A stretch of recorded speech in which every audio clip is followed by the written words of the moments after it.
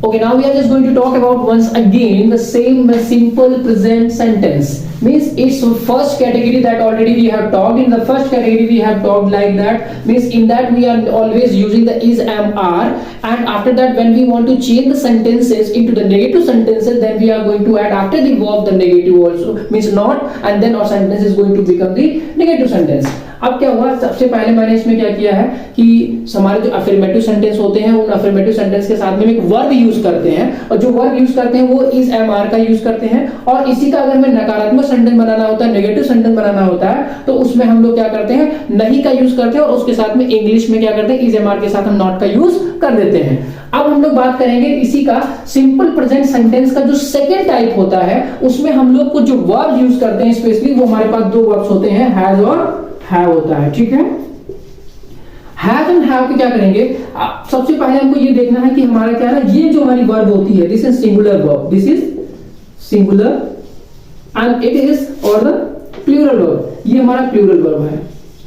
Singular and plural मतलब ये है कि अगर आपको सब्जेक्ट, अगर हमारा सब्जेक्ट जो है सिंगुलर होगा, अगर हमारा सब्जेक्ट सिंगुलर होगा तो उसके साथ हम हैज का यूज करेंगे, और अगर हमारा सब्जेक्ट ऐसा होता है प्लूरल होता है, अब प्लूरल सब्जेक्ट के साथ में हम लोग हमेशा क्या यूज करेंगे, प्लूरल सब्जेक्ट, सब्जेक्ट हमारा प्लूरल है तो उसके साथ हम हैव का यूज करते हैं। ठीक है, और सब्जेक्ट अगर हमारा सिंगुलर होगा तो उसके साथ हैज का यूज करते हैं। और ये तो हो गया अफर्मेटिव के साथ में, ये रूल हमारा हो गया अफर्मेटिव का। और इसी के साथ में अगर बात करूं नेगेटिव सेंटेंस में क्या हम करेंगे, नेगेटिव सेंटेंस का जो हमारा रूल होगा वो कुछ इस तरह से होगा। सी, इसमें सिर्फ सिंपली आपको करना क्या है कि हैज और हैव, हैज और हैव के साथ में हैज और हैव को जो नेगेटिव में हम चेंज करेंगे तो सबसे पहले हम लिखेंगे, ये हमारा रूल रहता है डू या फिर डज प्लस नॉट आ जाएगा, और नॉट के साथ हैव का यूज होता है। तो ये हैज और हैव जिन सेंटेंसेस में हैज और हैव वर्ब का यूज किया जाता है, अगर उसको हम नेगेटिव में चेंज करेंगे तो हमको उसमें डू और डज सब्जेक्ट के हिसाब से, अगर हमारा सब्जेक्ट प्लूरल होता है तो हम हैव का यूज करेंगे, और अगर हमारा सब्जेक्ट सिंगुलर होता है तो उसके साथ हम डज का यूज करेंगे, और नॉट और हैव का यूज करके हम सेंटेंस को क्या करेंगे, नेगेटिव सेंटेंस में चेंज कर देंगे। ओके, लेट इट बी, ये हमारे रूल थे। इसके हम इन रूल के बिहाफ पे हम कुछ सेंटेंसेस को एग्जांपल के तौर पे लेते हैं जिससे कि हमें ये कॉन्सेप्ट समझ में आ जाए। Okay, so once again we are going to talk about the sum, we are just going to have some example of it, and we wanted to just clear the concept in a best possible way. So we are going to talk about this some examples here. Like Shyam के पास एक pen है, हमने यहाँ पे example ले लिया, श्याम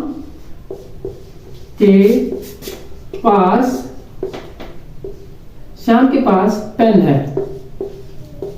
ठीक है, हमने यहाँ पे एक सेंटेंस लिया, श्याम के पास पेन है। ठीक है, तो श्याम के पास पेन है, हमको समझ में इसमें आ रहा होगा कि हमको यहाँ पे कुछ वर्ब्स हैं और वो वर्ब्स हमको यूज करनी पड़ेगी जो कि हमारी हैज और हैव है।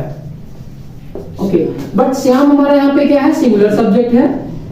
श्याम हमारा यहाँ पे क्या है, सिंगुलर सब्जेक्ट है, और सिंगुलर सब्जेक्ट के साथ में जो सिंगुलर वर्ब होती है हैज और हैव में दोनों में से, तो वो होती है हमारी कौन सी, has. Has the singular verb, तो हम यहाँ पे यूज करेंगे, क्या यूज करेंगे, श्याम, पहले लिखेंगे सब्जेक्ट, सबसे पहले लिखा सब्जेक्ट श्याम, एंड देन लिखेंगे हैज, क्योंकि हमारा सिंगुलर सब्जेक्ट मिल गया श्याम, और उसके साथ में जो सिंगुलर वर्ब है वो हैज हो गई। Shyam has a pen, Shyam के पास एक पेन है।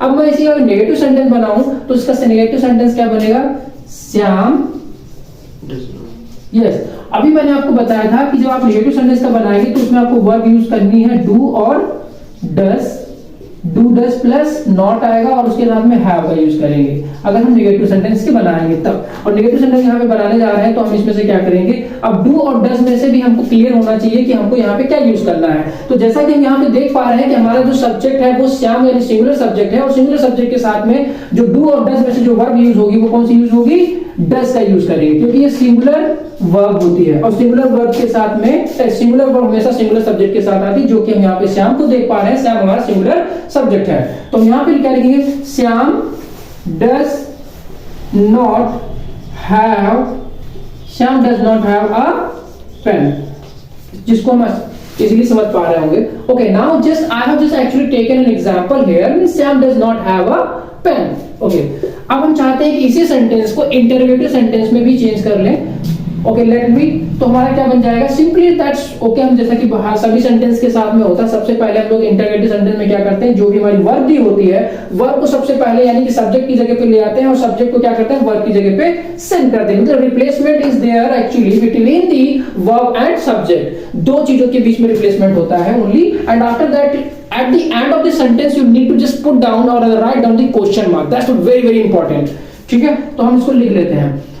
सबसे पहले हम लिखेंगे verb यानी कि does, उसके बाद में आएगा subject जो कि हमारा श्याम है, और श्याम के बाद में हम क्या लिखेंगे, not, बाकी हमारा सारा सेम सब्जेक्ट वही सेंटेंस रहेगा अपन, but at the very important that is question mark at the end of the sentence, sentence के लास्ट में हमारे पास क्वेश्चन मार्क लगाना बहुत जरूरी है। श्याम में सर छोटा बनेगा बड़ा बनेगा, ठीक है। जब भी कभी किसी का नाम लिखते हैं, नाउन होता है, नाउन को हमेशा कैपिटल लेटर में ही लिखा जाता है, okay.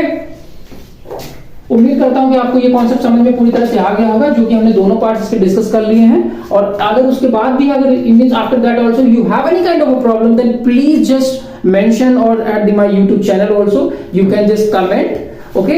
in that comment I will just give you reply, and as well as your means what would be the possible solution, that will be also I'm just going to provide you as early as possible। so please look at so please watch my all videos and like and subscribe it as early as much as possible, please। thank you so much for just watching my video।